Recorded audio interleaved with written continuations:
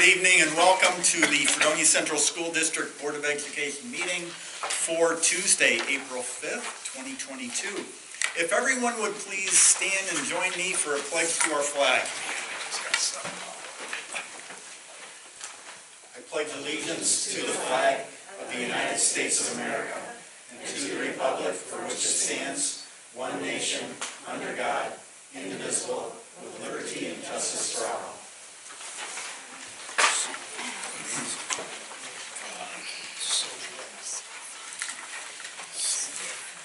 Thank you. We have an agenda with the consent agenda included for tonight's meeting. The adoption of the consent agenda upon a motion and a second, plus an affirmative vote by members present, approves each and every item so designated. However, prior to the adoption of the consent agenda, any board member may remove any item from the consent agenda. This item will then come up for discussion as part of the regular agenda. The purpose of this consent agenda is to expedite routine matters so that the board has more time to deal with substantive matters. So if I could get a motion to at least bring the agenda to the floor and then we can discuss it from there. So moved. Mr. Marshall, and a second. Second. Ms. Gullo. Okay, is there anything that anyone would like to pull out of the consent agenda for tonight's meeting? Everybody's okay?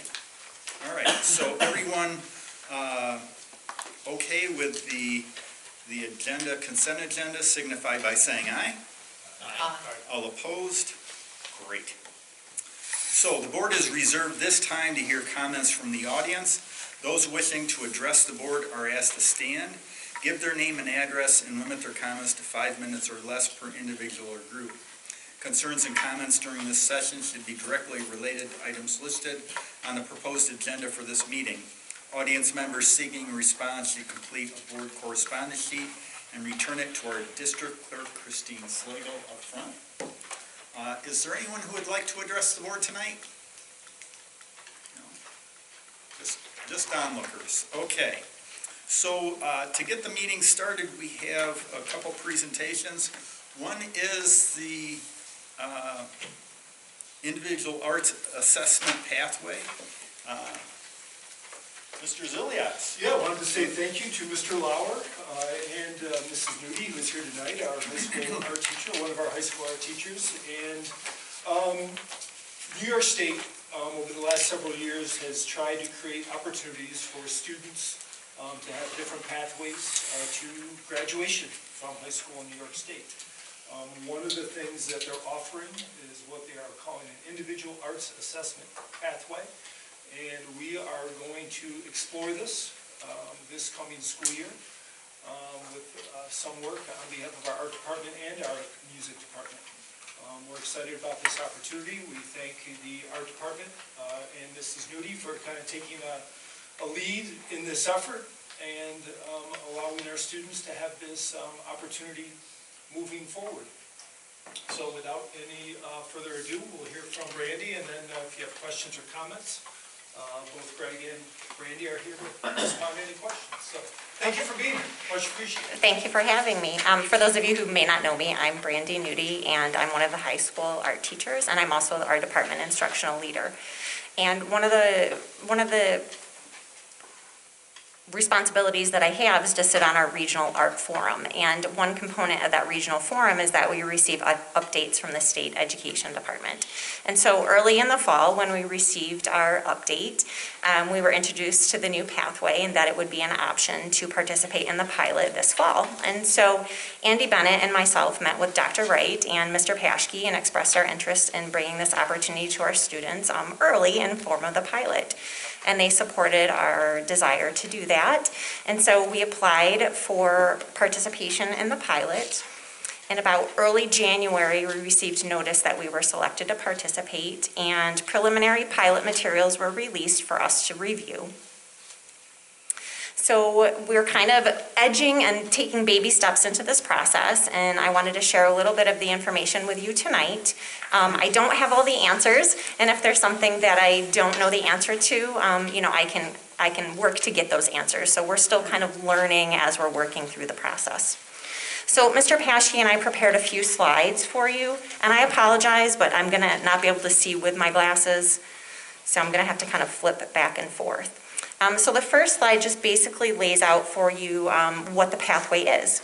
So it says that the pathway is an option in which students complete a locally determined 3-unit sequence in the arts and demonstrate through a collection of creative works growth over time that meets the high school to accomplished performance indicators and the New York State Learning Standards for the arts.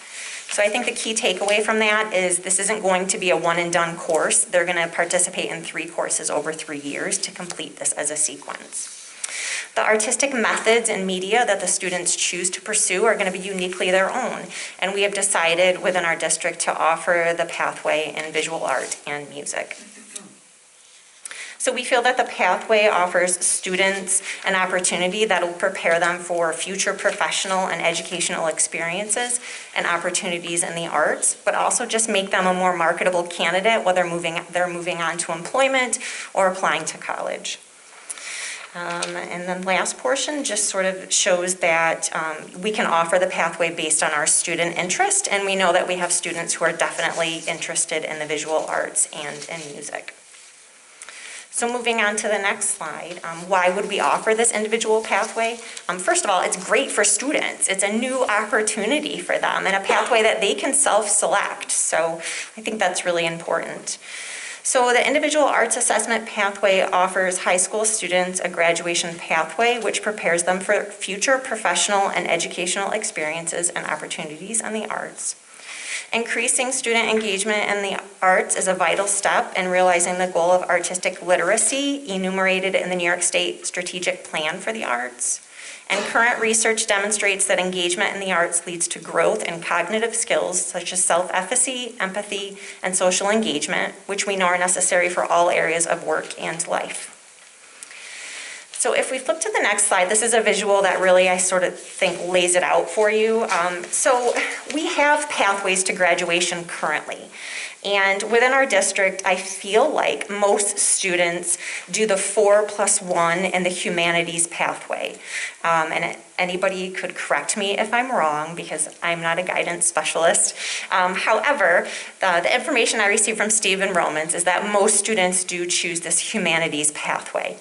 However, some of our students currently also pick the CTE pathway. So those would be our students who are participating in a BOCES program, for example. So you can see that there's a variety of pathways. Not every district has to offer all the pathways because it's based on staffing and funding, but we're really excited to have this new arts pathway for students. So students that are going to enter this pathway will still need to take and pass a Regents assessment in the 4 core areas. So they're still going to take their ELA, their math, their science, and their social studies, but then they'll get that additional 5th Regents credit by completing this 3-credit sequence within the arts, and it'll culminate with a portfolio assessment, so not a traditional pen and paper exam. Does anybody have questions yet?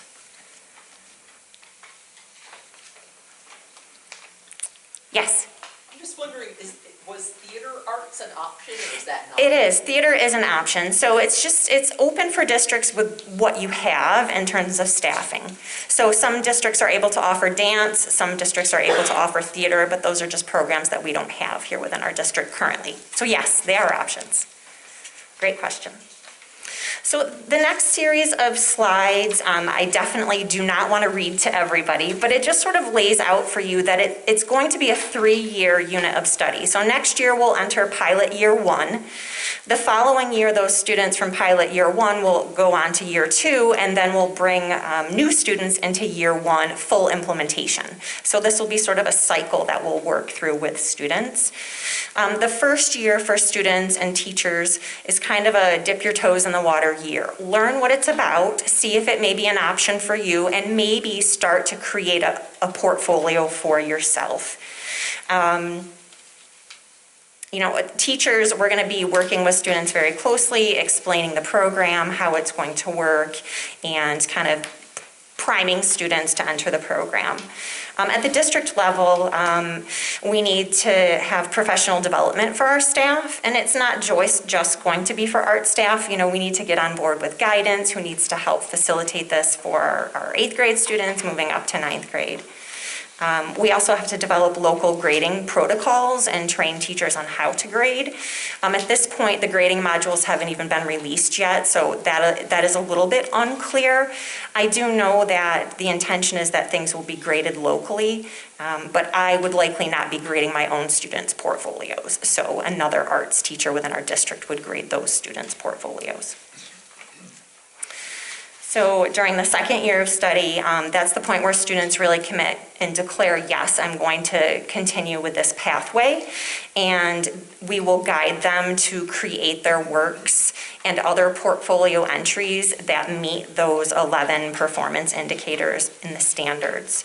So students will be doing writing about their work. They will have to display their work.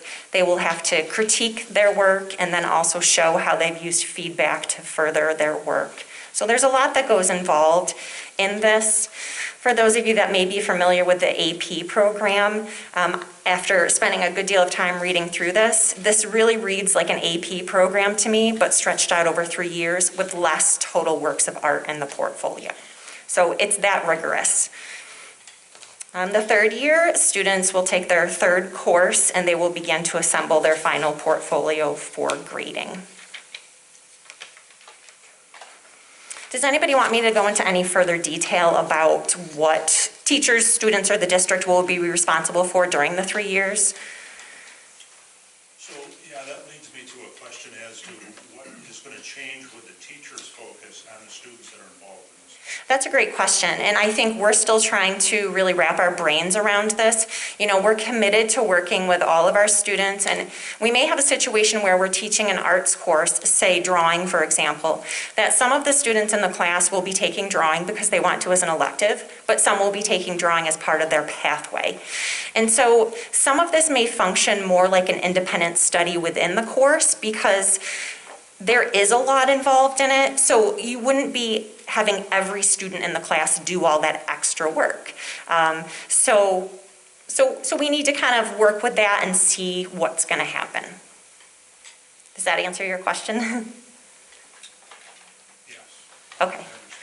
The best I can yet, anyway. Yes? That leads me to a question.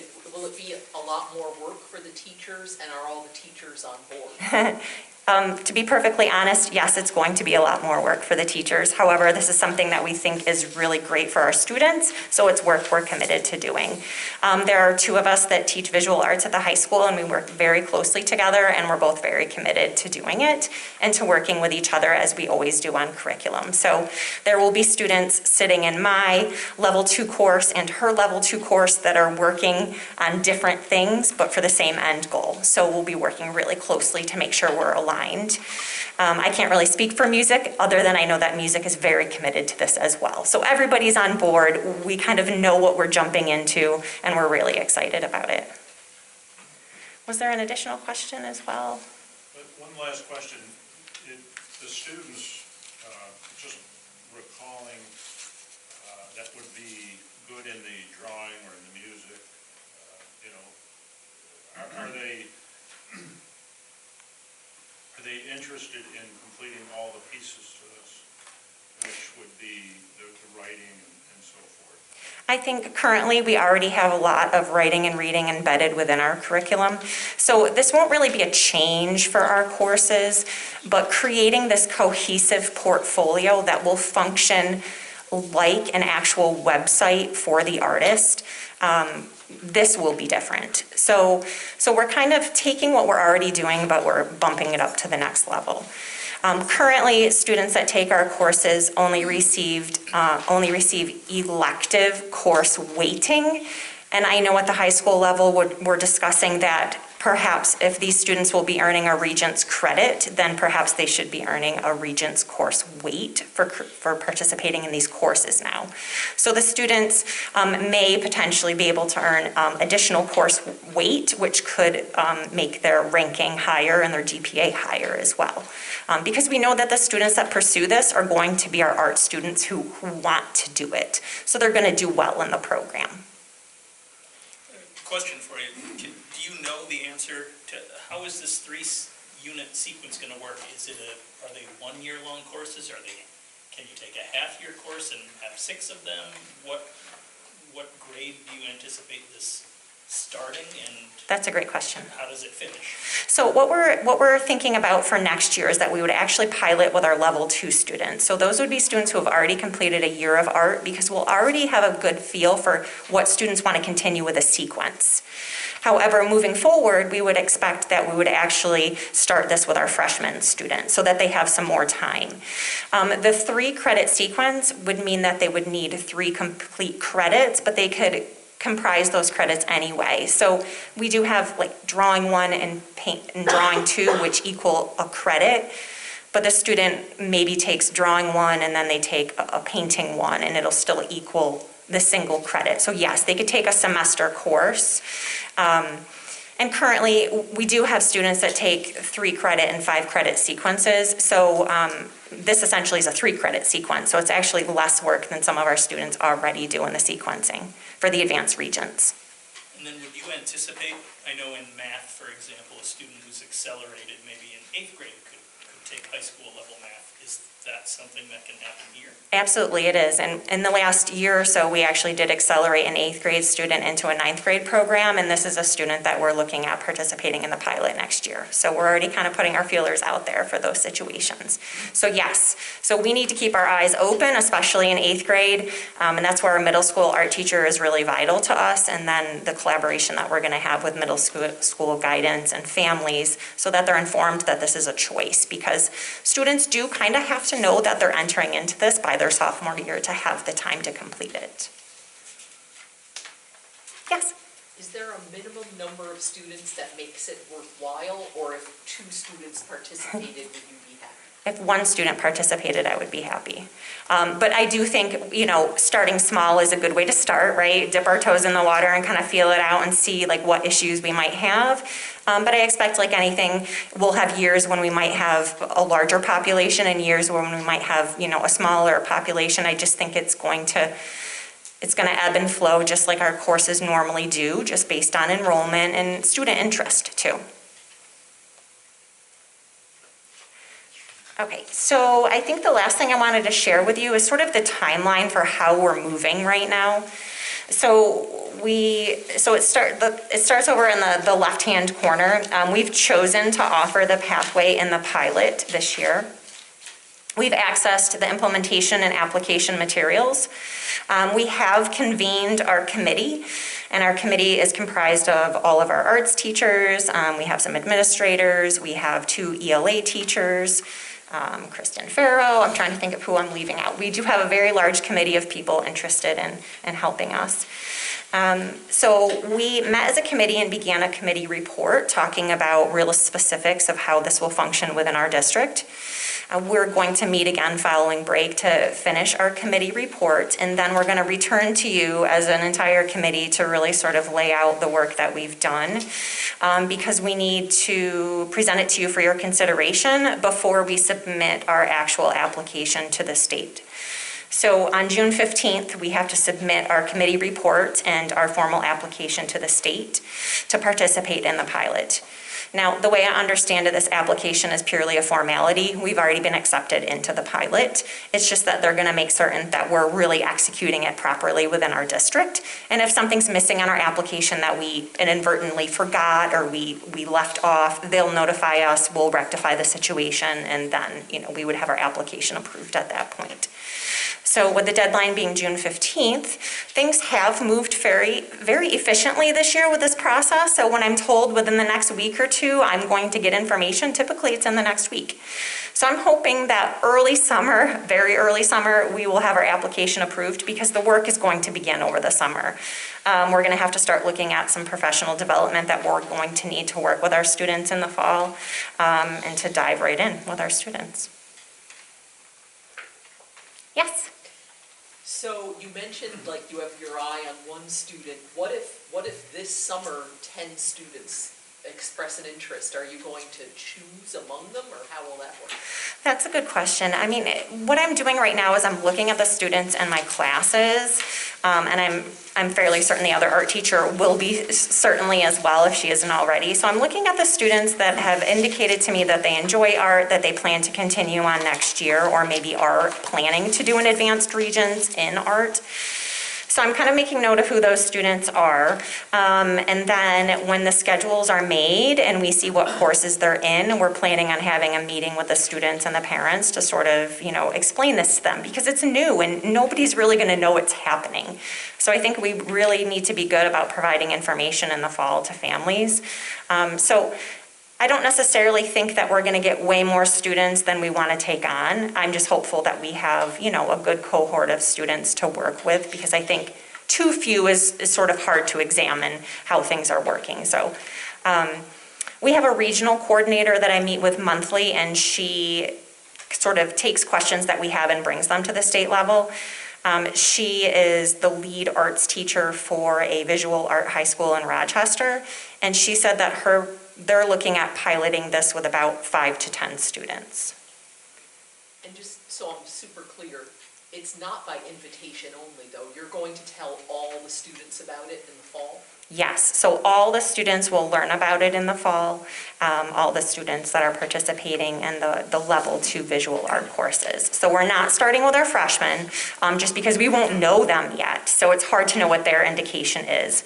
But in future years, yes, it'll start with those 9th graders. Actually, it'll start with them as 8th graders, that they'll be aware of the program and that it's an opportunity.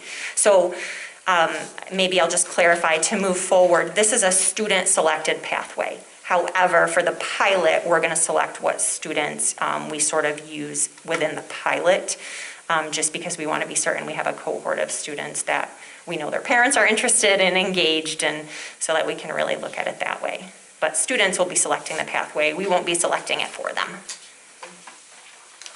Yes? So these are courses that already are being taught, and then this is just an add-on or more enriched portion of each class, is that? Correct. So we currently already offer enough courses to sustain this program.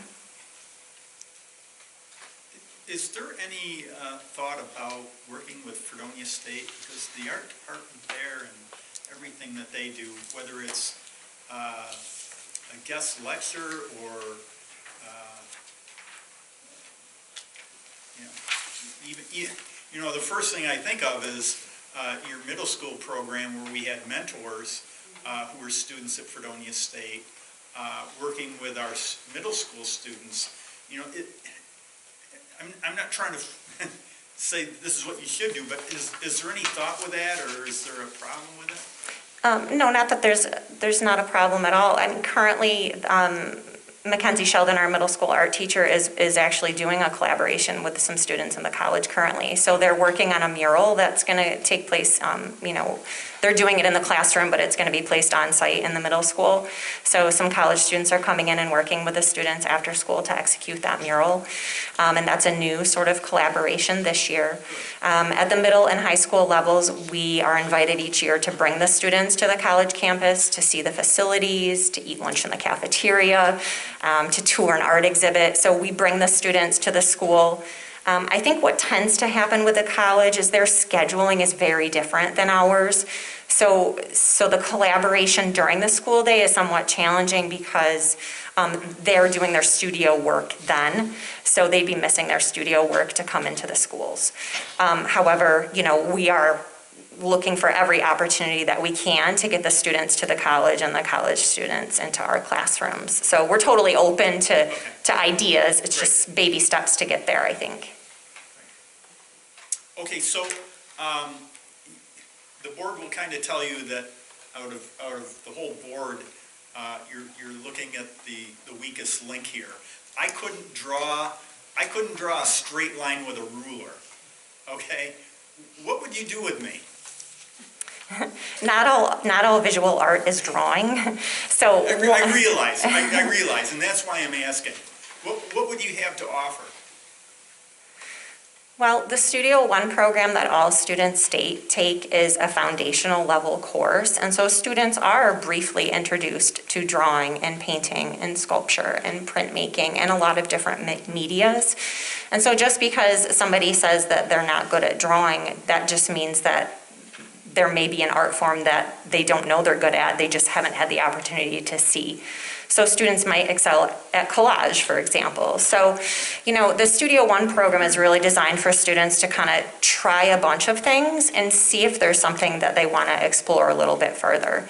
So the courses that we offer here are very diverse. So following Studio One, students can go on that traditional drawing and painting track, or they can move to a Studio Two, ceramics, digital photography. So I feel like we do have a good gamut of offerings that allow students some opportunities to see what they are good at. And, we assess students where they're at. So it's not like because I have this beautiful, masterful drawing student and somebody who can't draw a straight line, they're not evaluated on the same scale. So students do a pre-assessment and we sort of see where they're at, and we look for growth in every individual student. So there's room for growth everywhere, right? Like if you took a drawing class today, you'd probably be better if you drew, so. Okay. There's still hope. There is hope. A lot of people turn to the arts post-retirement, I hear, so who knows?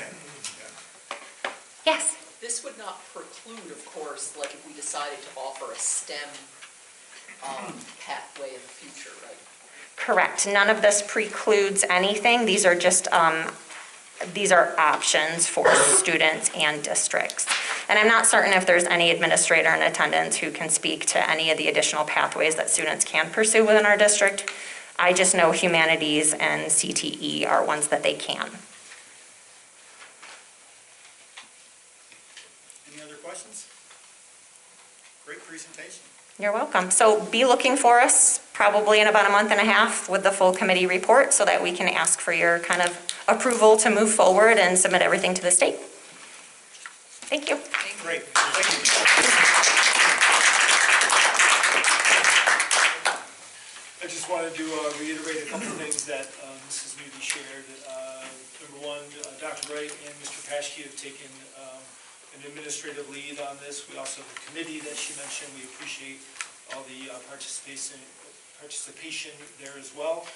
And also, with no pun intended, please keep in mind this is a pilot, and there is this aspect of building the plane as we're flying it. And not everything will be completely finalized as we begin this process. So I appreciate people being flexible and being willing to put themselves out there in a situation, in a scenario that's a little bit uncomfortable for most of us in education who like all our ducks in a row and all our I's dotted and T's crossed prior to moving forward. So this is a little bit different feel to what we do a lot of times in our processes. So it's exciting, and again, it offers students another option. And we're looking forward to those students, again, selecting this as a direction they want to head in their high school experience. So thanks again, and yeah, more to follow. It's a great opportunity. Yeah, absolutely. Yeah, absolutely. Great opportunity. Wonderful. Okay. Next, we have our budget presentation, Mr. Ziliak and Mr. Forbes. Oh yeah, just a little intro for Mr. Forbes. Again, we've been working hard at finalizing a budget that not only supports our educational program, supports our mission, vision, and core beliefs as a school district, but also keeps in mind the fiduciary responsibilities of the district and the fact that we want to present a budget that's affordable to our taxpayers and to our community. A few things have been settled in the meantime. We will be at a 1% increase in our tax levy.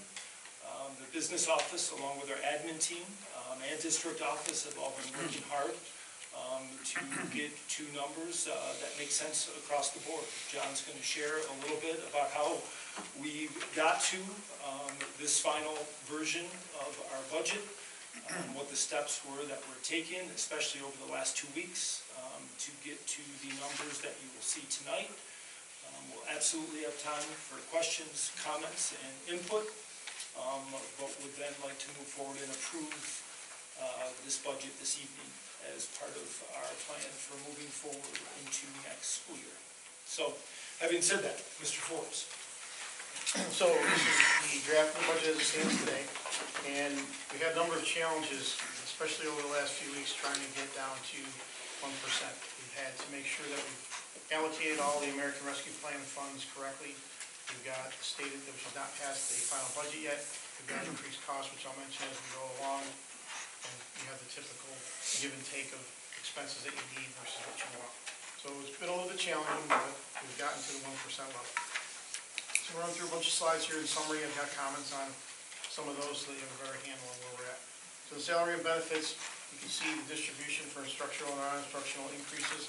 These reflect any increases to minimum wage or contractual increases for all units. The minimum wage aspect typically only affects the majority of the Ccsba contract. This does not reflect any amounts that are in grants. That's been separated out and it's being handled through the federal grant fund that we have. It also does reflect the savings on the 3 retirees that we had last year who had incentives, because as you may recall, when you have an incentive in year 2, you don't, and that's where you're able to pick up some savings off of those individuals. The next slide shows the benefit summary. The big one here obviously is teachers' retirement system, which increased from 9.63 to 9.8%. You can see that was almost $100,000 of increase there. Employees' retirement was able to offset most of that, and then you work through the various other ones which don't fluctuate a great deal, the group life insurance, long-term disability. Workers' comp were up because of additional claims, and that's based upon a group consortium that the district is in, where they weight your cost against the balance of the group.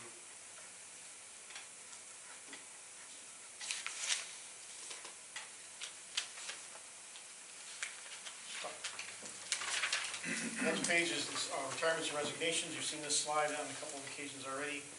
We do have the individuals that retired or resigned. You can see the reduction of salary there. We have 6 staff replacements for those positions in the budget. We also have 4 of the 6 eligible for retirement incentives. So out of all of that, it pretty much nets out to just about 0 in year 1. And again, you'll have savings on the individuals that had incentives in year 2. Contractual expense and BOCES services. On the contractual side, we're up $170,000 district-wide, and this is pretty much 3 areas driving this. Tuition for out-of-district placements for special education, we're up about $50,000, and I'm guessing that probably will climb a little bit as we go. We're up $61,000 in transportation, which is the corresponding cost to get to those out-of-district locations, and of course we do get transportation aid back on that. And then athletics, we're up $23,000 in contractual expense. On the BOCES services side, 3 main things driving that. You have $120,000 of increase in high-cost special education. You have another $110,000 or so in occupational education because we had an increase in the number of students participating.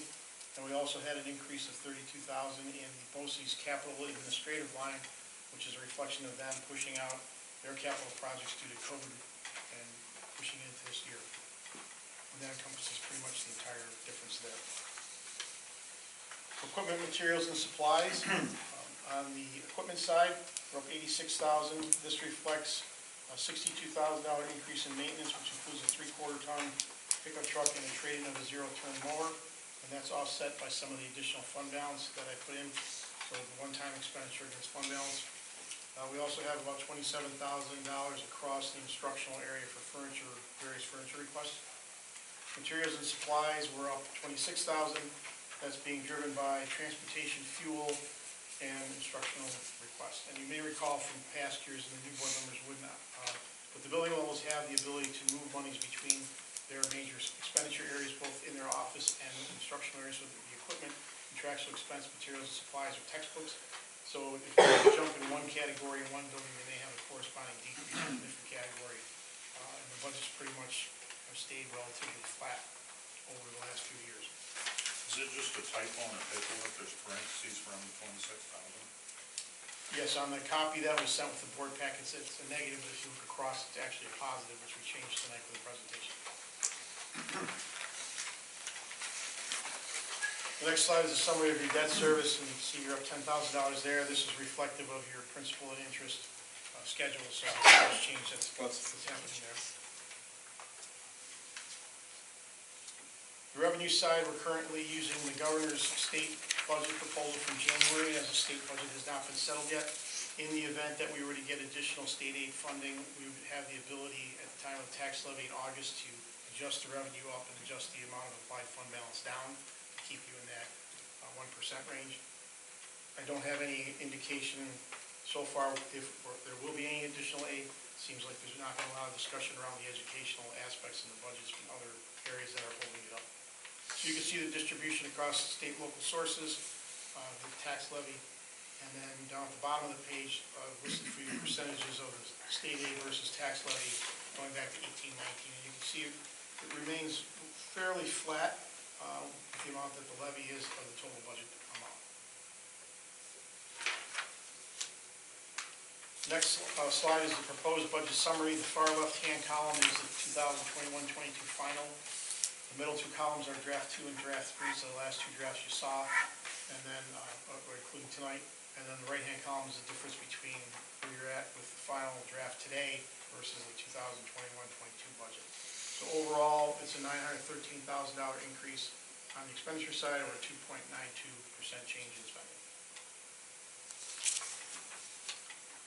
So we have quite a difference from the last draft, about a $900,000 difference. So how did we get there? In order to get to a 1% increase, we made the following changes throughout the process. We had fund balance adjustments of $272,000, which is applying that to the $1 million I had in the original draft. We had revenue adjustments of $219,000, which we did it in a number of ways. One, we adjusted the building aid to reflect the aid that we'll be receiving on the chimney project at Wheelock School. The state runs did not have that because the final cost reports haven't been submitted yet, so they don't have that to pick up. We also added an additional $60,000 of transportation aid based upon the additional run that we have to Summit Education for a special education student. We also added $5,000 for tuition from other districts, which is a student from Forestville, to reflect the services they're receiving here. We added $20,000 for the sale of the truck, which corresponds to the purchase of the truck. We also added $106,000 of high-cost special ed aid, which goes against placements in out-of-district locations. Some of those typically I may not have adjusted in past years and kind of let them ride because there is a tendency for fluctuation in some of the high-cost placements. But in order to get us where we needed to be, we picked up some of those this year. Also, we had expenditure adjustments. You can see them listed by category at the bottom. Obviously, the big one is the $1.2 million of grants, and that's assignment of salaries to both to the normal grants that we would have, the title grants, Section 611 and 619, and also now the ESSER, the GER, and the American Rescue Plan. The next slide shows a comparison of the budget, the amount of change and the percentage going back to 2015-16. So we can see that we're a little bit higher than we've averaged because of the drop in 2019-20, which was a reflection of the change in building aid there. 7-year average is 1.04%. As far as the tax cap, we had a maximum levy allowable under the tax cap of 1.12%, which would have been a tax increase of $182,000. To get to 1%, it's about $19,800 difference. So we are in compliance with the tax cap requirements. If the budget is defeated twice by the voters of the district, we still would need to comply with the administrative cap, which cannot exceed the percentage of the prior year's budget, or 12.2%. We're currently $36,000 under that, so we also meet that criteria if need be. Next slide shows how the district has done versus the tax levy limit since 2012-13 when it was implemented. In 7 of the 11 years, including the proposed budget for 2022-23, we are below the cap level. Also within this budget, we have a proposed capital outlay project We're still working on finalizing the scope, which we'll need to do before any public budget documents are released, but we're currently looking at replacing the fire system panel at Wheelock School. We're expecting prices on that hopefully this week, or the relocation of the Wheelock office with a secure entrance, or interior bathroom grade, or blacktop replacement, or a combination thereof. If we do any outside work, we have to have at least $10,000 of inside work. And finally, everyone always wants to know, as part of the budget process, what the tax rates might look like. So for 2022-23, it's the left-hand column, and that is based upon using the current year's assessment, the current year's equalization rates. Those figures come in August as part of our levy, and fluctuation depending on what it is by town will could greatly move your rate. So for example, 2021-22, the budget vote, which is the middle column, we had a 0% tax increase. So of course, the rate would be no increase, 0 across the board. With the final levy and the changes in assessment with increases across all towns, changes in equalization rates in 3 towns, you saw that you had a very, very minimal increase in the town of Pomfret, and the other 4 towns had decreases. You may also ask why someplace like Hartford or Dunkirk has such a large difference. It's based upon their equalization rates in comparison to the town of Pomfret. So it's not necessarily a pure $3. There's a formula using the assessed value and the equalization rates to do each of those towns. $1 per thousand in the town of Pomfret is $131,910. 1% of the tax levy would be $162,000, and 1% in spending would be $322,000.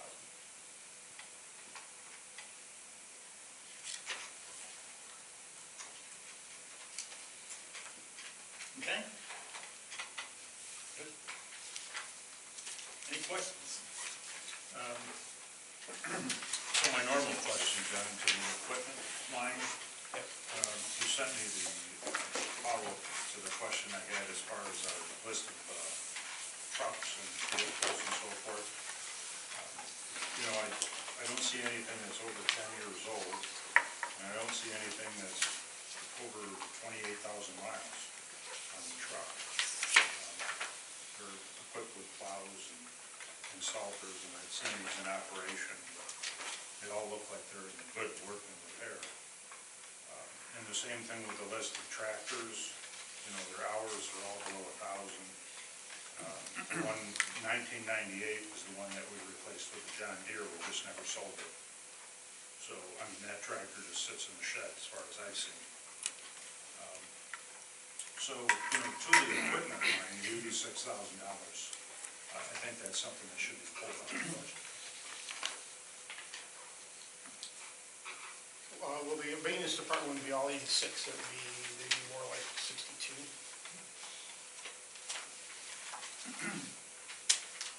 I can tell you exactly, just 1 second. I'm sorry, they're up 62,000. So the maintenance department would have the tractor and the truck, and then there's some other things. There's a replacement snow blower, and our snow blower needs to be replaced. And then there's some miscellaneous things of a couple thousand. So you're probably looking at 60,000, 62,000 of that maintenance line would be the truck and the lawnmower. But we bought a new snow blower in 2019, and that piece of equipment, that John Deere tractor, only has 500 hours on it. Yeah, we have two. Changed oil twice on it. We have 2 snow blowers, so this is a replacement. Okay. That's the one that I see used. Well, there's one on a smaller tractor and one on a large one. Okay. So I guess just the question is, as I've always brought up at this time of the year, whether or not we need to replace these things. And, knowing equipment, knowing trucks, these things are gently used and have low hours on them. So I question whether or not we need to replace them. And I understand we're holding the budget line to 1%, the tax levy, but, I still am concerned about the raising the complete budget and the amount of fund balance that we're applying.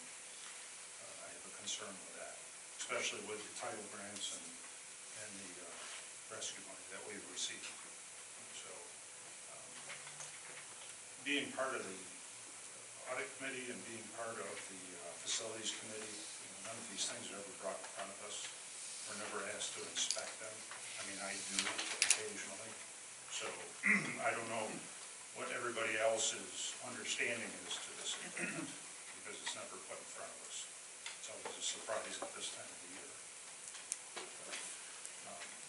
And I just wanted to share for the larger board, as well as Tom, I just shared that we do have a history and a track record of being fairly proactive with our equipment, especially that equipment related to snow removal. And although, yes, Tom, I don't think there's any denying, just from a sheer year of these vehicles, as well as the mileage, it appears to be fairly low. Just remember that there's a lot of wear and tear on a plow over the course of the season. If you look at the square footage of our parking areas between the two buildings, you're talking about a pretty good amount of snow to be removed each year. One of the other thoughts is that if we were not updating equipment fairly regularly, that we could put ourselves in a position where in the height of the snow season, to have a truck break down over the course of even a few days in moments, or maybe a week or two, with a lesser availability of parts and ability to repair items right now. We don't want to find ourselves in a situation where we're not able to clear lots and be open and ready for school. So I'm not arguing against your point. I'm just bringing other arguments to the table that support that fairly quick replacement cycle that we have been on over the last several years. So I would leave it to the larger board to engage in some dialogue about that and see where we land.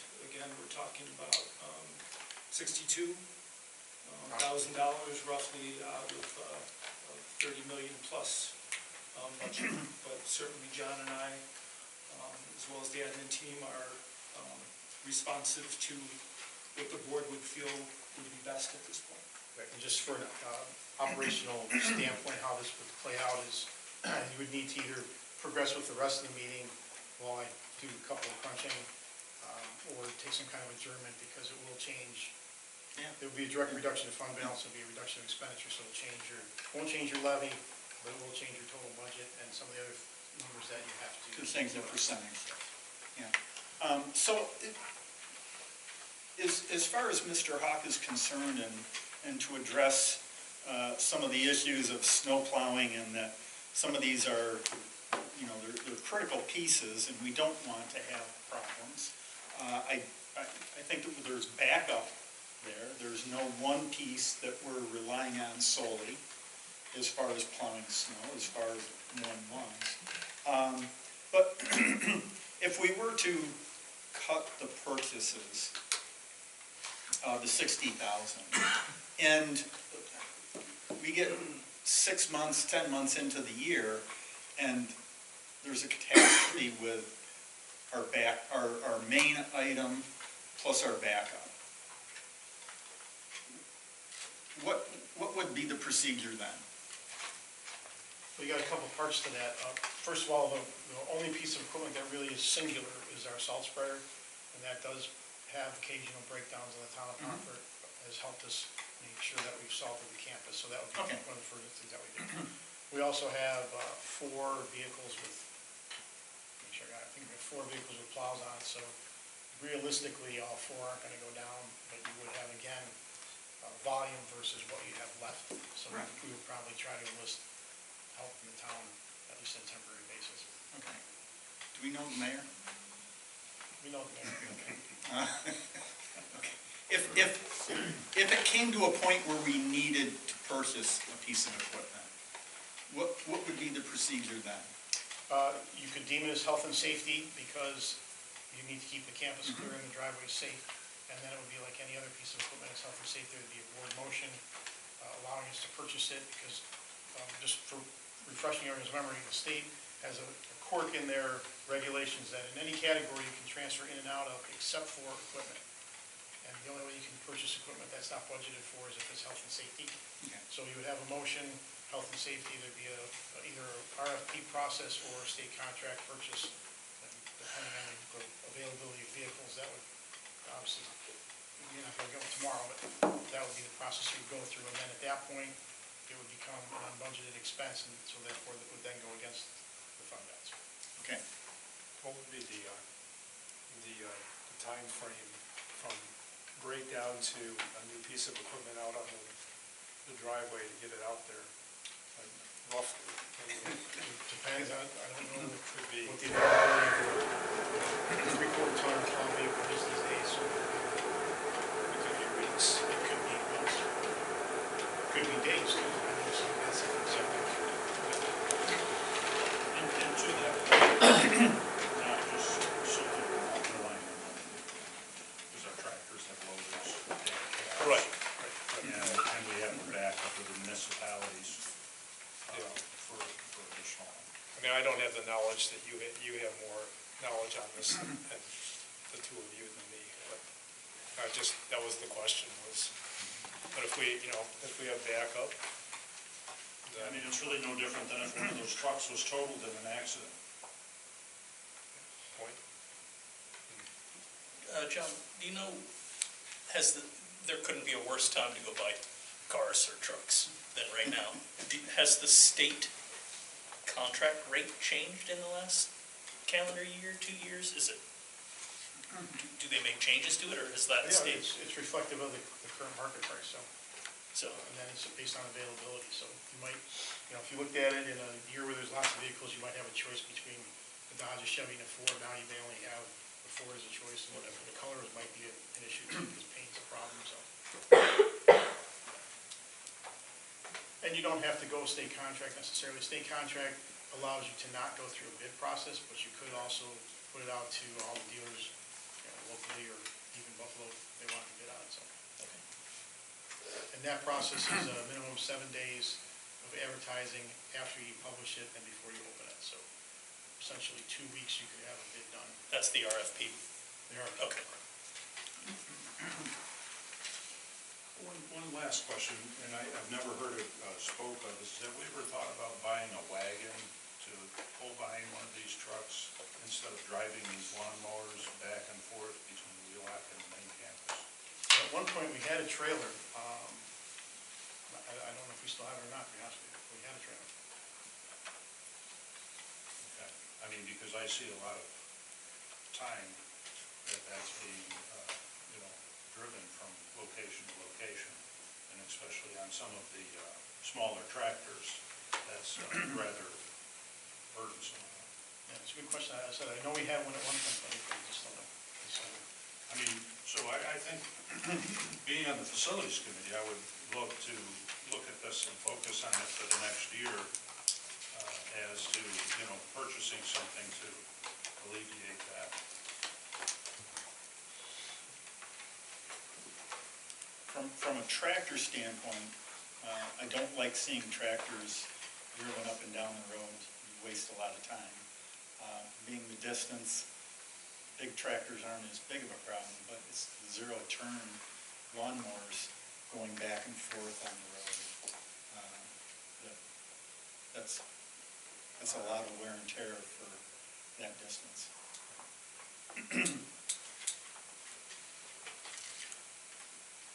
Any other questions? I mean, Where are we on this process, this piece? I guess when I looked at this, I was hoping that we could get to a 1%, $1 million from the fund balance. We're almost 300,000 over that. If we wanted to cut this down to a $1 million draw from our fund balance, what steps would you take? After I picked myself up off the floor, we'd have to find the difference, 247,000 of cuts. But the equipment itself is a multiple layer. You're going to have a $20,000 reduction in revenue. You're going to have $50,000 or $60,000 cut in expenses, and you'll have the net of 40,000 or thereabouts from fund balance. Because fund balance revenue has to equal expense side. So you still have another 200,000 to go. We've applied 1.2 million. I'm carrying, if everything came in equal today, every dollar that I believe would be fund balance that I'm carrying in there, I'm around 750, 770. So basically a net decrease over the course of 2022-23 of about 500,000 in the unappropriated fund balance. So I don't know, I'd probably have to go into those line items, and that's where I find it. I would have to reduce those, which then gets you to the point that if you have something catastrophic happen, large number of special ed kids come in, or some kind of damage that's not expected and not insurable, whatever the case may be, you would have that to contend with. So the narrower you get, the less flexibility you have if those things happen. And likewise, I talk about special ed kids coming in, you could have special ed kids move out too, and then you don't have that worry as much. So, Do we have any indication from the state as far as time frame for the state budget? last I saw, which was Friday, late Friday, was that it was going to be first part of this week. They were, from the local side of things, they were concerned if it went too long that could possibly negatively affect your campaign, because it's the first late state budget in a number of years. So they released the legislators last Friday. As far as I understand, maybe Dr. Ziliak has more information, that they were coming back into session either yesterday or today. Yeah, I would just add that for the first time in a long time in these discussions over the last few weeks, education funding is not part of the discussion to the degree that it's been in the past. There's a lot of other things on the table that seem to be, at least on the surface. None of us are in the room for those conversations, but at least from the reporting, from many of the sources, seem like there will not be a big adjustment in education funding. It appears that the foundation aid will not be increased greatly if it is. There's some CTE funds and BOCES aid that they're looking at, a different use of the formula there, which could generate something for us based upon our increasing CTE enrollment. That's where they land, I don't know.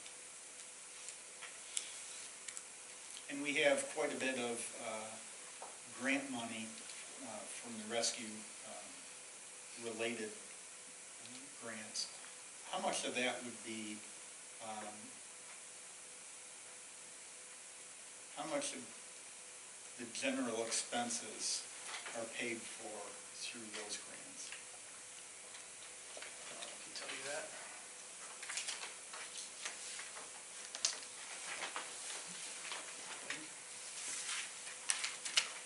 Like I said, I didn't bring that piece, but I can tell you that about 1.2 million, of 1.2 million, is about 600,000 of salaries that got transferred over, and there's corresponding benefits, and then probably another $100,000 of either contractual expense or materials and supplies, and that would be rescue plan. And then the remaining 4 or 5, would be about 600,000, would be title grants for salary. There's typically not a lot of benefits transferred there, and typically not a lot of additional general fund kind of expenses. It's all more related to grant funded expenses. So of the things, I want to word this correctly.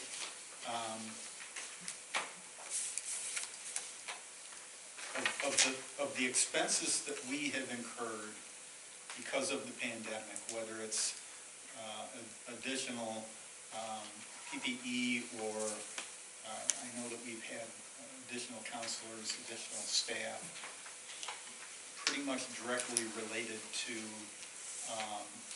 our students being out and needing support.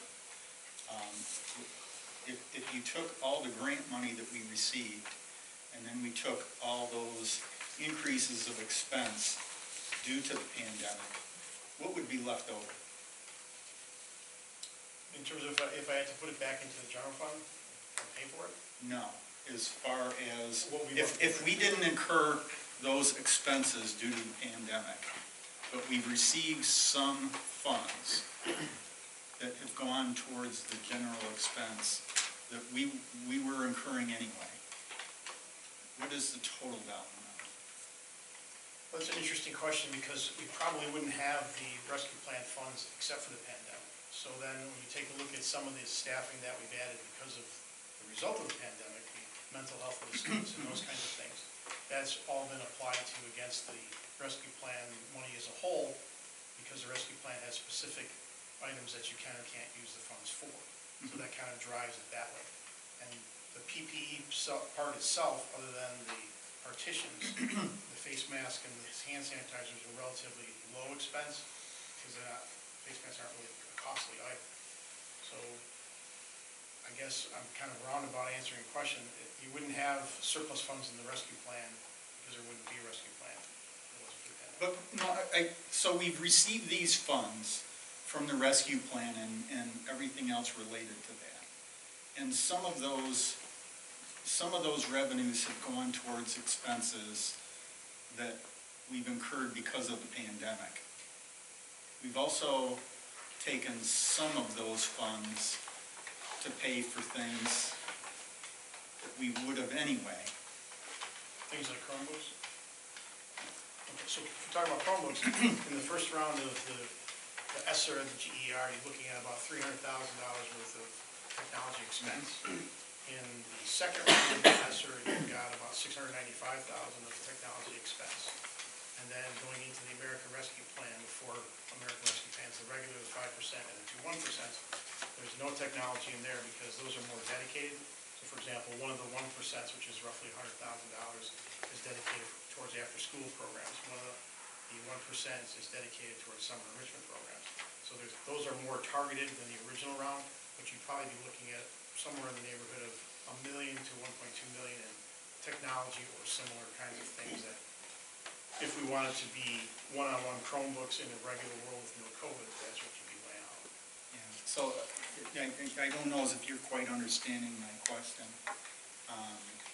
I'm just talking about general expenses that we're incurring anyway. You know, forget about the pandemic. So I think the thing to keep in mind is that everything that was part of any of the money that we're discussing now, whether it's EAR, ESSER, ARP, in order to get approved, we needed to show a direct link between what we are requesting and it being a response to the pandemic. We were not able to put anything additional in there that we couldn't say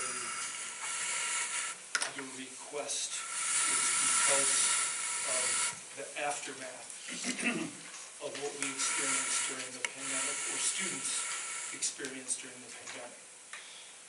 So we're not able to just say, you know, as part of the ARP, with the increase in fuel, some of that money would be used to offset fuel costs. So in my mind, you can't separate the pandemic from any of those buckets that are available to Those us. grant funds. Right.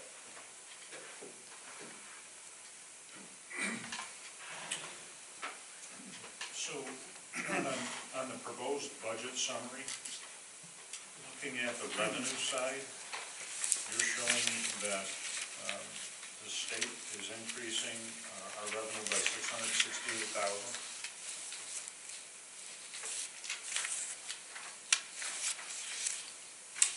Right, but that's not, if you take a look at the budget-to-budget comparison of the state runs from the governor's office, you will not see that number. And the reason you'll not see that number is because of the areas that I had highlighted that I've increased revenue in anticipation of the offset of the expense, which is not in the state run because they don't have that information. So that would be extra transportation for special education and high-cost aid, and also the changes in building aid for the chimney at Wheelock.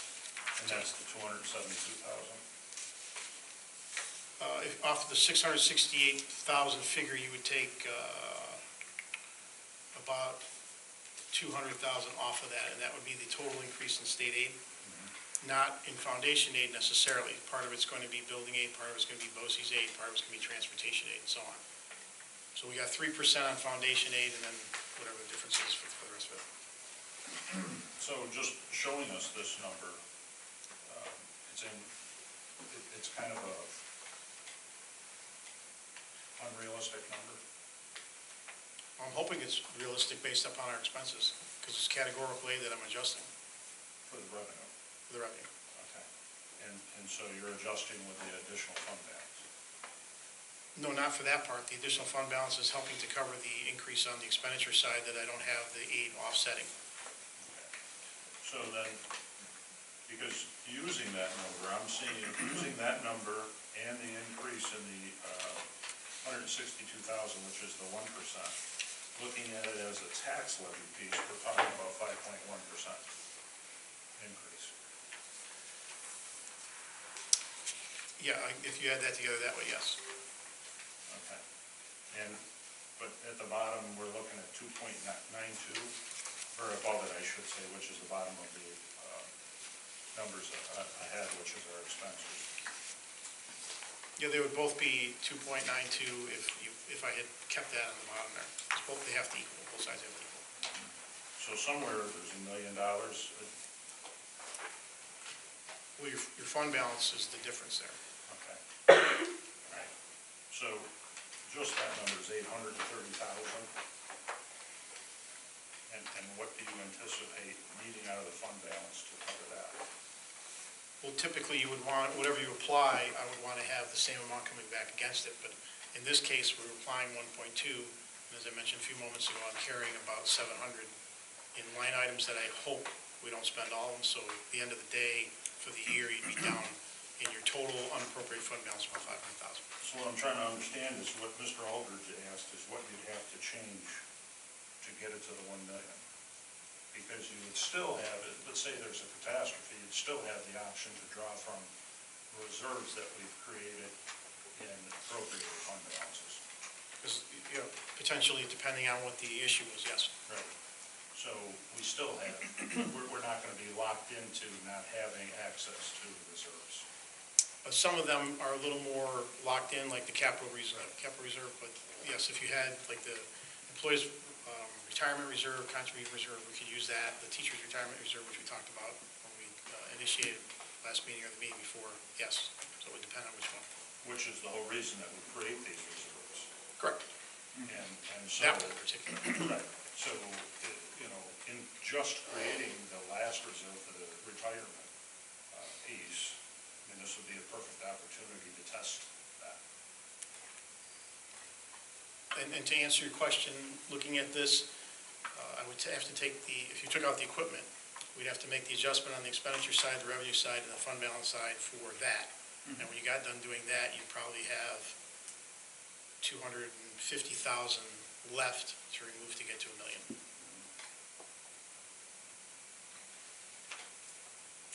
But still having the option to use reserves that are appropriated. Yep. So we wouldn't be boxing ourselves in any corner. Not completely, no. Okay. And this would give us an opportunity, because budgets are usually proposed off of the last budget, so that would give us an option to reduce this budget by 200,000, almost 300,000. It could apply it against the yes. Right. And that's been one of the things that we've looked at for the past, 3-4 years, is when we've got a 10-12% fund balance reserve. In total reserves, we're trying to bring that down, and we have applied some of that. I think we've talked about reducing it in half, appropriated and unappropriated. And that, the 200,000 or 300,000, looking at applying that towards a $3 million figure that we're looking to reduce at some point, is going to be giving us plenty of breathing room.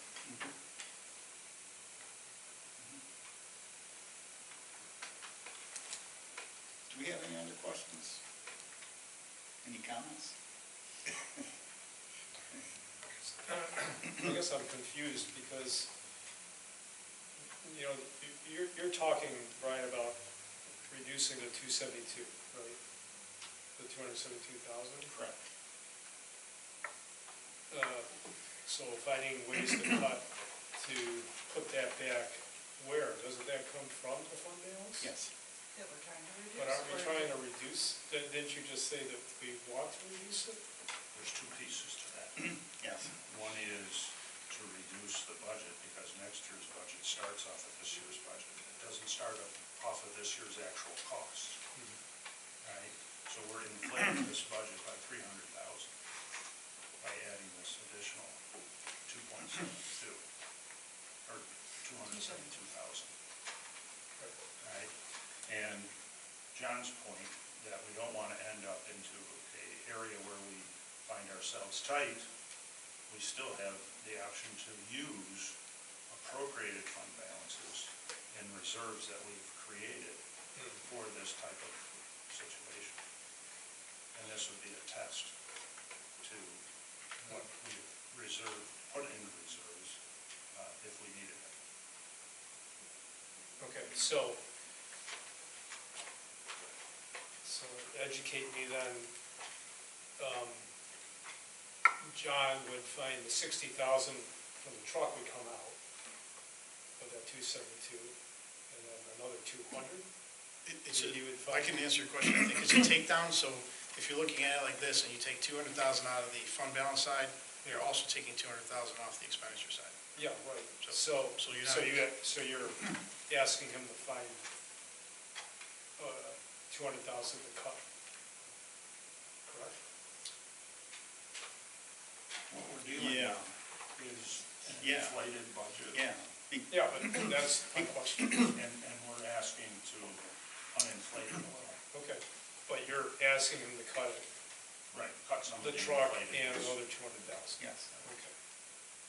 Which we won't be able to do at this meeting, right? I mean, that means we'd be extending this. I mean, one suggestion would be, and, John and I serve the Board of Education, so whatever you would like to see happen.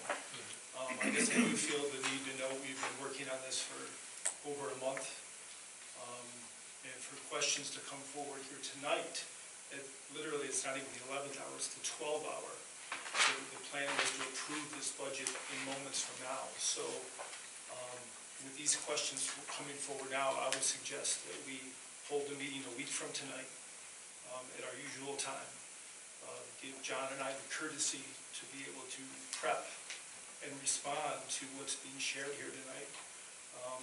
Us a chance to prepare rather than trying to do it on the fly in the midst of a board meeting in which the budget was planned to be approved. And I would just encourage us in the future to bring questions forward well before, moments before we're considering approval. I think that's an honest request, and I would like to say to you that there's a lot of digesting being a volunteer, and in this capacity of passing a $30 million budget, where up until this meeting, I'm still resolving questions, and I'm asking questions, and I'm still understanding. So I think your point is well taken, and I think that it's what a board member's job is to ask questions and to find out before they approve something. Agreed. And as I mentioned, we serve the Board of Education. But I would say it sounds like we are not in a position to approve the budget tonight. And I guess I'm asking if a week from tonight would be feasible to give us time to adjust and adapt to what we're hearing this evening. May I just ask procedurally, could we put this to a vote and see if the majority of the school board members want to pass it as it is versus wait another week? I think that we would like to have some questions answered as far as, what could we do to get this done? And what, I understand your concern about late questions, and it's something that I don't like to see either. And this budget process has been, we were given 2 weeks ago draft 2, which is nothing like the draft 3, and we were given draft 3 just days ago. So it's tough for us. It's tough for us to find time out of our volunteer schedule to address something that we've had literally for just days. So, you know, on the one hand, I apologize to you for the late questions, but yet at the same time, I hope you can at least understand where we are coming from, given this within days. So with that in mind then, if there are specific things that you would like to see, so you can get it ahead, if you could let me know that, I'd be happy to provide that and any detail that you want. This was more of a summary because I thought we had a target, but if you want, you know, anything, just tell me what it is, and we'll get it for you. Okay. I mean, I have no, I'm not against what you're saying. I just wanted clarity on what you were saying. But I would be, definitely, my decision would be based on what's being cut. You know, so, my other concern is next week, I don't know if I'm available next week, so. We'll have to look at that. Sure. We don't, I mean, this legal technically, notice for a meeting needs to be given how much in advance? There's some flexibility there in the language, so really as soon as possible, but within our constraints. So can I just ask a clarifying question, just so I think it's the same as Steve's question. So last week, you were showing $1 million coming out of the fund balance. Tonight is $272,000 more. That is the same fund that we've been talking about reducing? And Yes. this is how you reduce it, by putting it in your budget? It's one way that you could. Well, yes and no. Yes, by increasing the amount of fund balance, you would theoretically reduce it, but it also depends what's on the expenditure side. So as an example, I increased the amount of fund balance to cover the truck and the maintenance, so that's kind of a wash. Okay. Well, and to that point, I think there's an additional thought process that there's $1 million of fund balance, not just the $300,000, you know, just round 272. There's already $1 million of fund balance in there. And to Steve's point of the cuts, I think what we got to understand, and this is the way it was explained to me, is we're not passing specific line items that can only be used within that line. Those line items change and fluctuate, and that's the budget status that you get every month. You'll see the flow of the money going from one line item to the next. And so to that, we're just looking at passing a budget that gives them a total dollar amount to spend within the district, not for a specific thing. So I don't think that any one specific line is going to be cut that can't be refunded within that budget. Mr. Hawk is correct that the vote is based upon the total budget dollars. It's not based upon applied fund balance. It's not based upon tax rate. It's total dollars in the budget. So we're voting on really two different things. One is the draft 3, $32,208,365. So that's the total budget. But we're also saying a 1% tax increase. So we're really voting on two things. Well, Right. in your proposition, the tax increase isn't part of the proposition. It's the budget total. You want that. Oh, really? You want your levy to be 1%, but you're voting on that proposed budget Thank you. on the ballot. Thank you.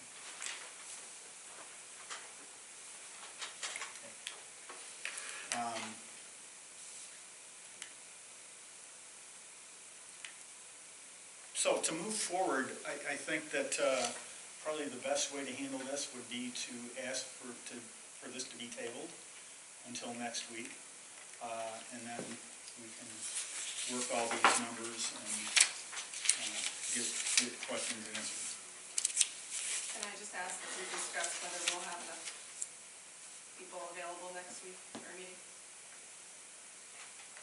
Also, can I just understand one thing? I thought you just said the vote is about the total dollars, not the breakdown of how much is coming from fund balance. Is that what you just said?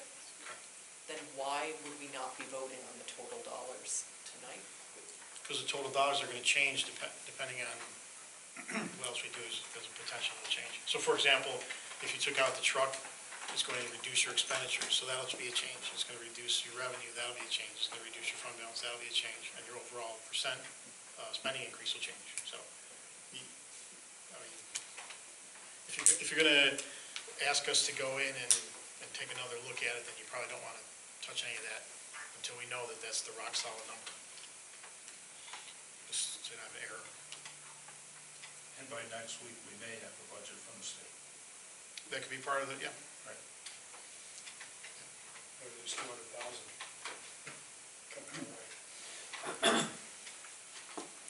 I won't hold my breath, and I hope you don't either. So with that, I guess, we'll see from the board members present. Before I do that, availability next week.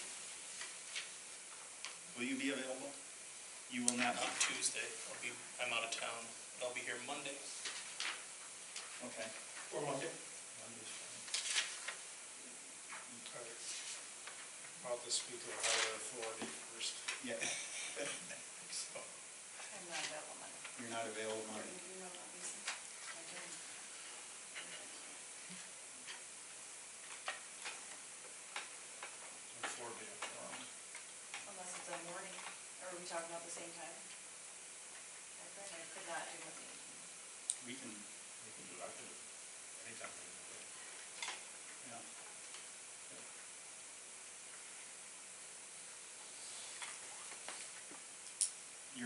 You are,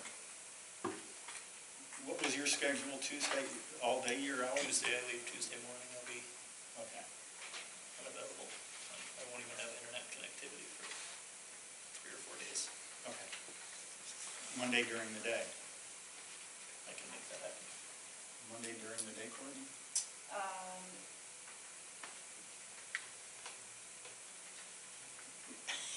Complicated. Early, but not too early.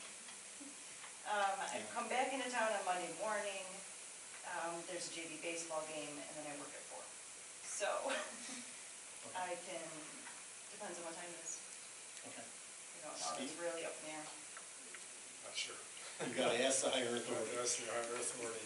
We may be away, Okay, so, okay. or may not, I don't know.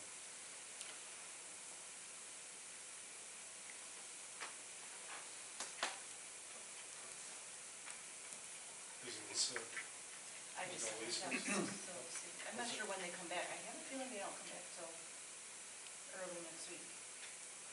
So I'm not positive. I did send her a text, we'll see if she responds. what's the latest we can do, like, next week? Is it, or, We got until the 25th, don't we?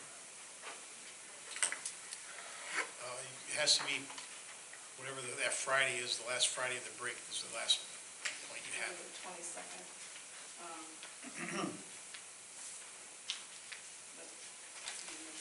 I know I'm available the following week. Well, I'm supposed to be out of town the following week. I mean, I could probably do like a 3:30 on Monday.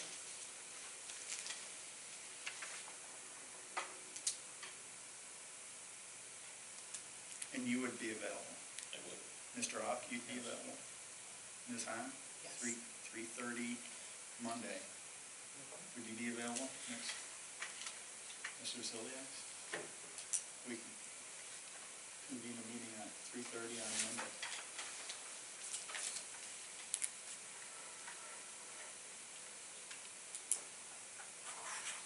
We'll be meeting here, Grant's office, district office.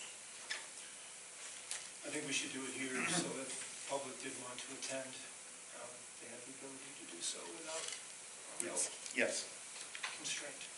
I think that keep everything consistent. If we want to have it videotaped. And that is the 11th?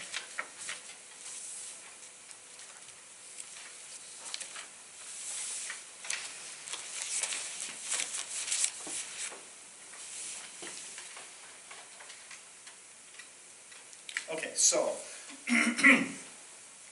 what I'm going to ask for is a motion to table this until Monday at 3:30, Monday, April 11th, here at the high school library. So, Mr. Aldridge, just as a matter of detail, we haven't Sure. actually gotten to the vote yet. There's a couple other items in between. We're still at the presentation part of the agenda.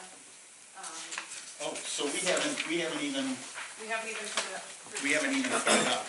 Thank you. So we want to do the minutes Yes. first. Yes. Item A, or item Okay, 5A, okay. and then move on to tabling 6A and D. Correct, okay, thank you.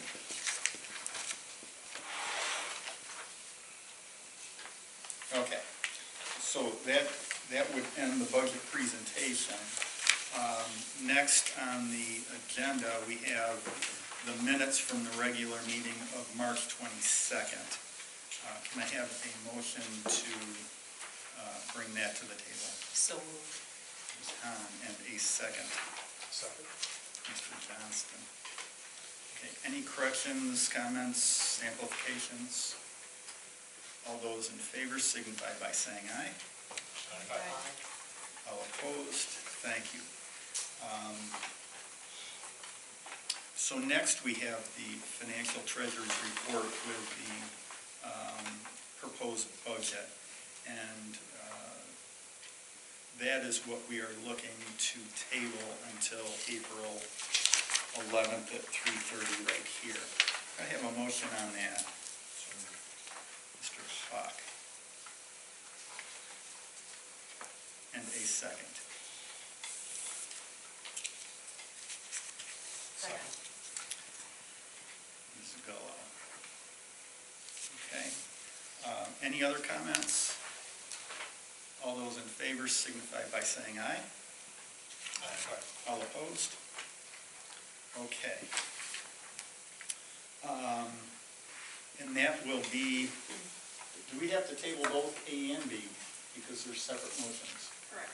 Okay, so because the report card is based upon the budget, we will need that motion, that tabled also. So could I have a motion to table this? So moved. Mr. Hawk, and a second. Second. Second. Mr. Johnston. All those in favor signify by saying aye. All opposed? Thank you.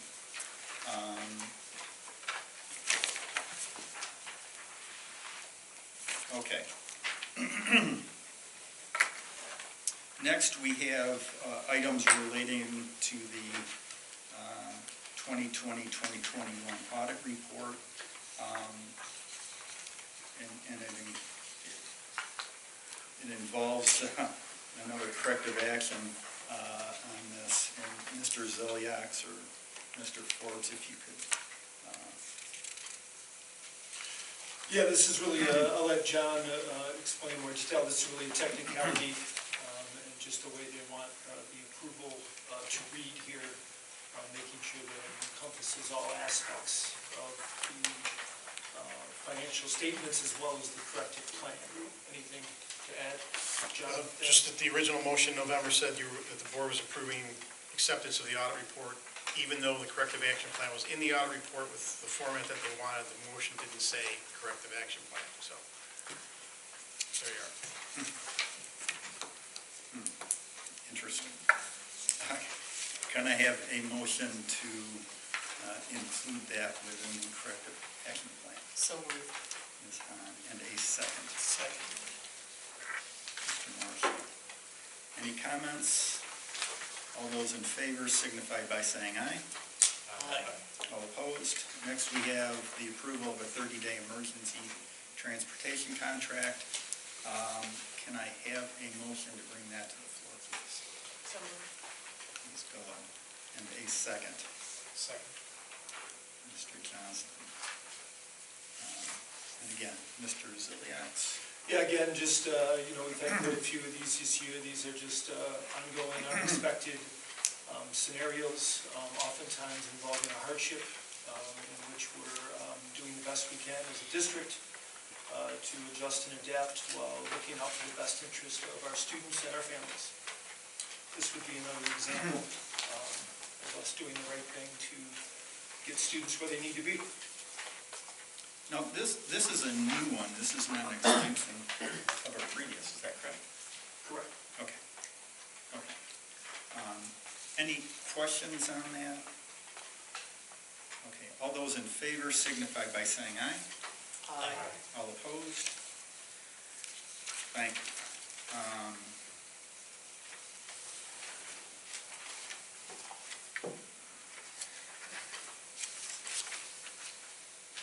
Okay, so next we have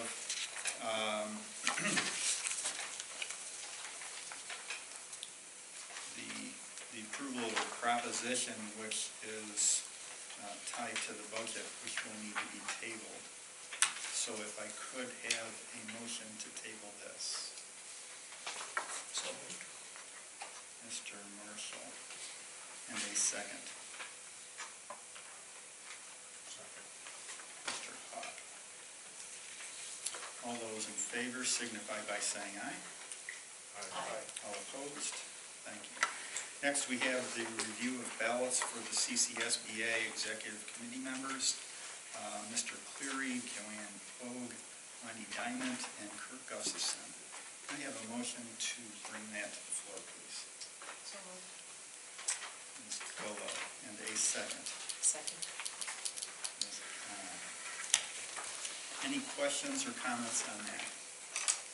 All those in favor signify by saying aye. All opposed? Thank you.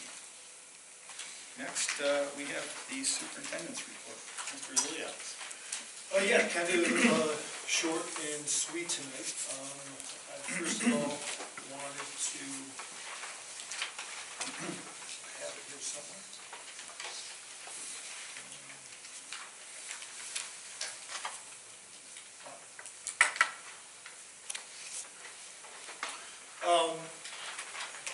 I wanted to first of all wish everybody a great spring break, well-deserved spring break, which begins at the close of the school day on Friday. We hope everybody enjoys time with family and friends over the next 2 weeks. I would, and we would, as a district, like to thank all of those attached to the district for getting us to this point in the school year. Making it to spring break is sort of a monumental moment, and especially after what some consider a fairly long haul from the winter break at the end of December and early January up until this point of the year. We want everyone to know we fully appreciate all the time, effort, and dedication. And this is a team effort. This is from our students, this is from our staff, our faculty, our administration, our parents and guardians, the extended families of our students, all community members, and also the Board of Education. Again, thank you very much. Last year at a in-service day, we kind of used the analogy of Apollo 13 to summarize last year, in that some people looked at Apollo 13 as the worst disaster in NASA history, and other people looked at it as the greatest moment in NASA history. And I tended to look at last year as a great moment in education when we pulled together as a school community to make it work in a difficult year. And I think coming into this year, we thought and had the feeling, especially in July of last year, that things were really easing up and we wouldn't be in as much of a pandemic mode as we were this school year. So I think this school year, again, is another example of a great moment in education, especially for our school district, in which we brought back all students to the district and found a way to make it work. So again, thank you across the board to everybody. And over the past month or so, there's really been some nice events that have reminded us of the positive things happening across the district at any one time. A couple examples, really just off the top of my head earlier today, was our phenomenal high school musical, All Shook Up, which just concluded this past weekend. Our student-published Spectator which recently, again, was awarded Best High School Newspaper in New York State for the 4th year in a row. The announcement of the class of 2020 valedictorian and salutatorian, Ms. Wenke and Ms. Schranz, who secured those honors. Also examples of innovative curriculum happening in our classrooms. There was the example of Mr. Cook in a recent SMORE, getting at literary themes through the use of video games and video game concepts. There was also Mr. Denz, who last week brought a gentleman 100 years old with firsthand knowledge of the Holocaust in as a guest speaker to interact with our students. Also a focus on student and staff mental health being through the Same Here presentations and workshops we've had over the past month plus. Also return of spring sports, including our unified basketball program, which is in play again this year. Thinking about building level personnel and students presenting at board meetings, allowing us to better understand our instructional program. As an example here tonight, and the presentation from Wheelock in the past in the elementary school and middle school. Tying into that presentation that Melissa Previtt did here, the continued collaboration and partnership with SUNY Fredonia, not only with our student teachers, which we continue to support as a district at a high level, but also those other collaborative efforts between our students and SUNY Fredonia students. Also involvement in service projects like the community cleanup that happened this past weekend. In the SMORE that we'll be sharing out tomorrow is a picture of our softball team that was in attendance with not one player absent. And also just humanitarian good faith efforts on the behalf of the district, like the donation of almost $2,000 recently for the Ukrainian American Freedom Fund. So it is great to see us as a school district showcasing our talents, our skills, our abilities, our care in a variety of different ways. We also appreciate everything that the adults are doing attached to these efforts, again, to offer innovative, global, and dynamic learning experiences for our students. We look forward to break, but also to the productive and positive end to the school year, which will still follow. We look forward to seeing everybody back here on Monday, April 11th, after this week. And we hope people take care and be well until our next meeting. So, just want to share a few of the positive things happening. Thank everybody for their work up until this point, and also recognize we still have a little bit of work to do. And we look forward to the end of the school year and all the traditions, all the events, all the things that typically happen in the spring that I think bring a nice close to any school year. Yeah. A lot of positive going into this year. Yep. Yes, absolutely. That's all I had for tonight. Thank you. Great, thank you. So, do we have anybody who wants to address the board at the end of the meeting? No? Nothing, huh? Okay. Okay, so, the next board meeting then will be Monday, April 11th, 3:30 here in the high school library. There will be a meeting on April 27th at 7:30 for the BOCES budget. And that would be, we can do that Zoom. And that will just be basically a roll call vote on the BOCES budget. After that, we have the May 3rd regular meeting, 6 o'clock here in the library. I would just like to say, as much positive as what we have, I do feel that there's a return to normalcy. When I look at the consent agenda and I see Mr. Fabiano taking our 7th graders to Washington, D.C. again, back to normal. It's a great program that I think our students learn an awful lot from. Glad to see that as a return to normal. But we also have a letter in our backup material from Stephen and Susan Cobb.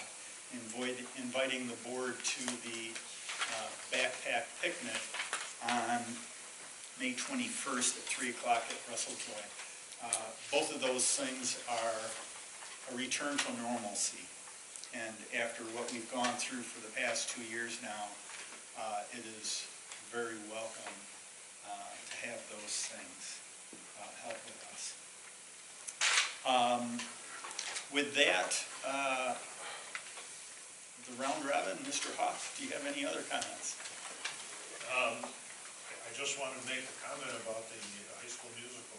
That was fantastic. Yes. Miss Bella, your nephew? No, No, that's it's our her son. son. Oh, that's your son. Why did I think it was your nephew? Oh, my gosh. Yeah. No, that's okay. He had a blast. Yeah. It was great fun. Wow.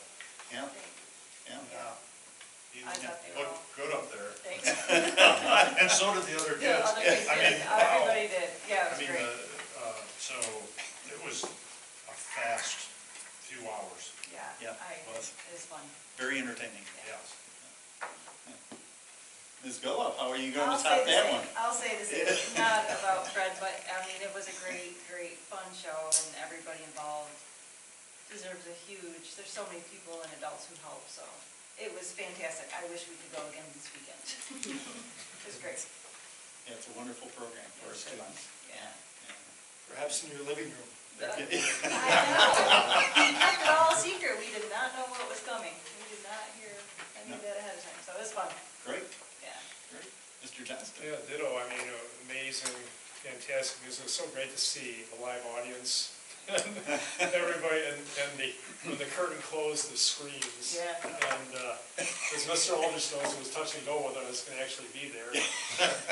My wife got tickets for it, but she pulled it up, and somebody was in our seats. And they pulled up, and that was their seats, and I looked at my wife, and it was for Carousel from 3 years ago. We were in the wrong. Fortunately, she found the right, we got it. But it was great, and, you know, I wish everybody a really well-deserved break Yes. in this school. Mr. Marshall? Ditto, musical, great job to everyone. Yeah. That's it. Ms. Hahn? Similarly, we had a seat mishap. I assured my family we had the best seats in the house. And then we got there and we were in the very back and they said, "What happened here?" I was looking at it upside down. Said, "I wondered why those were available." But we loved the show. Actually, we had another mishap where I thought I purchased more tickets, but it turned out I had just given a $5 donation. I'll help you next year. This online thing. But we loved that. And it was great to hear about the arts assessment pathway. That's really exciting. It just bolsters our reputation as a great school for creativity in the arts, which I love about Fredonia. And speaking of that also, I was engrossed in the student publication, The Crucible. One left me hanging. I can't wait till next month or whenever the next one publishes for the continuation of a story. And another guy had 2 things in there that brought me to tears. So really powerful work by our students. Yeah. Great. Dr. Wright? It's the arts pathway. It's been a lot of fun. It was from the beginning when it was first announced that the pilot applications were there. Mrs. Nudie had emailed me, and simultaneously Mr. Bennett had emailed Mr. Paschke. And all of a sudden, Darren and I are trying to, like, one is emailing, whether they're calling, saying, "Hey, did you?" And we just started laughing out loud. There was just such passion that, you know, right away they wanted to be part of it. And so to go from our initial meeting back in November, and we all, you know, had the different things, and to see the application, the wondering and the waiting and the wondering and the waiting, and then finally, late in January, when we were, you know, approved to be part of this pilot, it was just really exciting to think about it and to see this renewed passion of teachers and for them to have the criteria. And I didn't realize this has been like 6 years in the coming, and so they're so excited.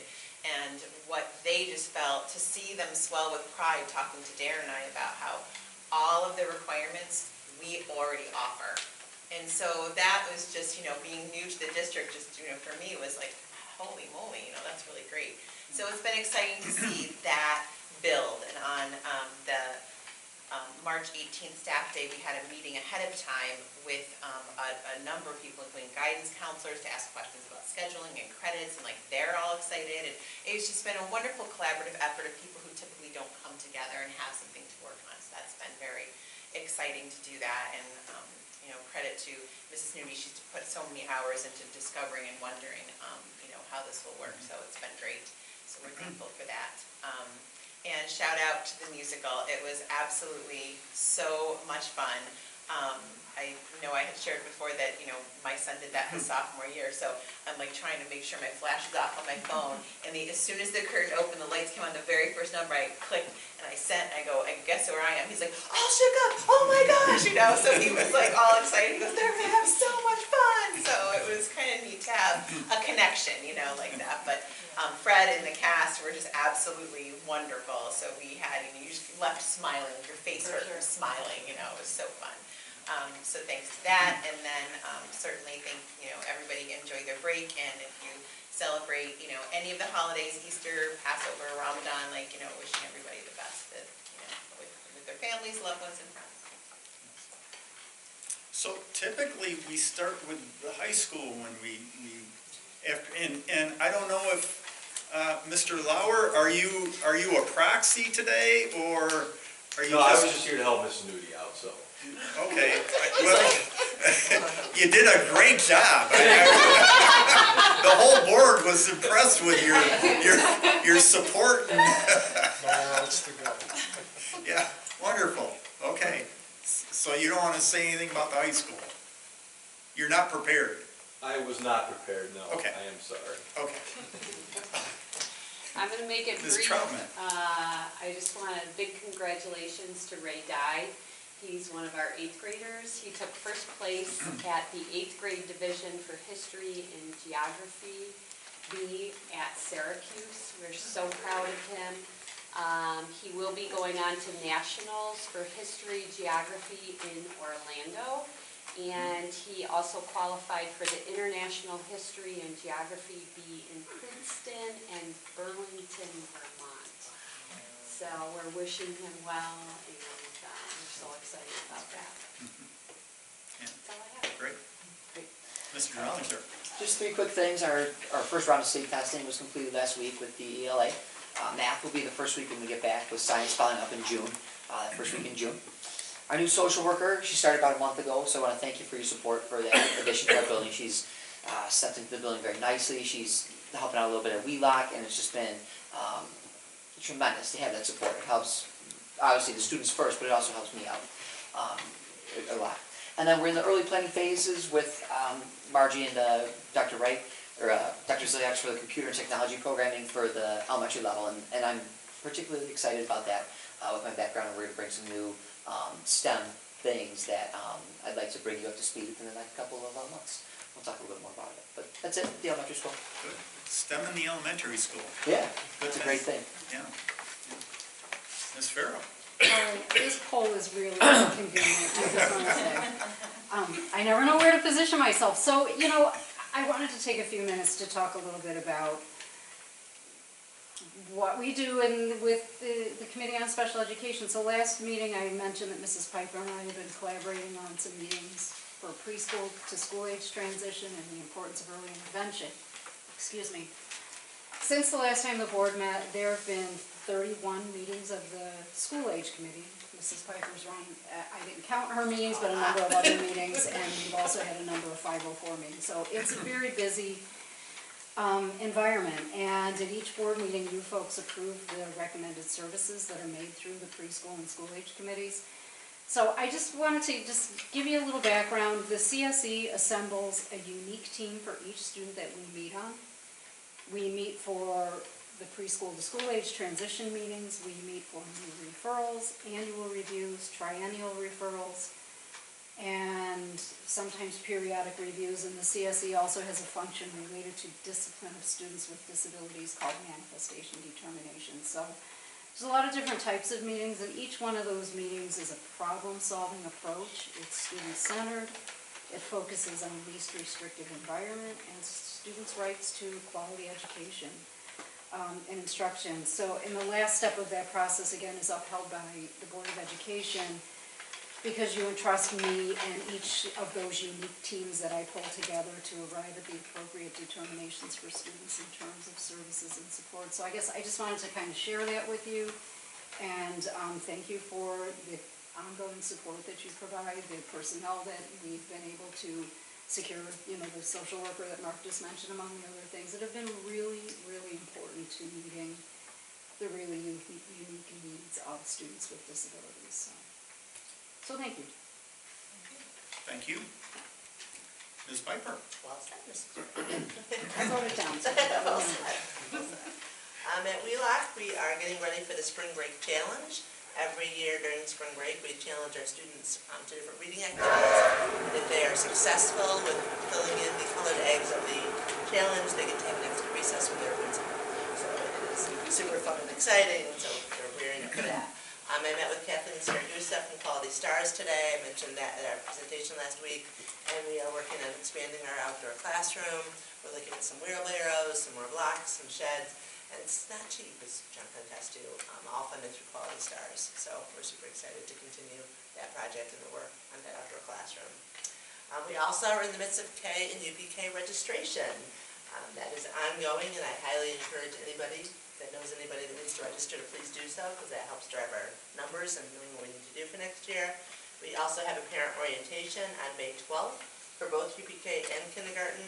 UPK teachers and staff will meet at 6 p.m. with parents, and kindergarten staff and teachers meet at 7 p.m. the same night. So that's going on. Good, good. Mr. Forbes? Nothing additional tonight. Nothing? Okay. Ms. Slagle? No? Okay. Okay. So the board anticipates the need to enter into executive session, discuss matters pertaining to collective bargaining negotiations. So could I have a motion to enter into executive session? So moved. Ms. Hahn, and a second. Second. Ms. Goa. All those in favor signify by saying aye. Aye. All opposed? We are in executive session at 7:52.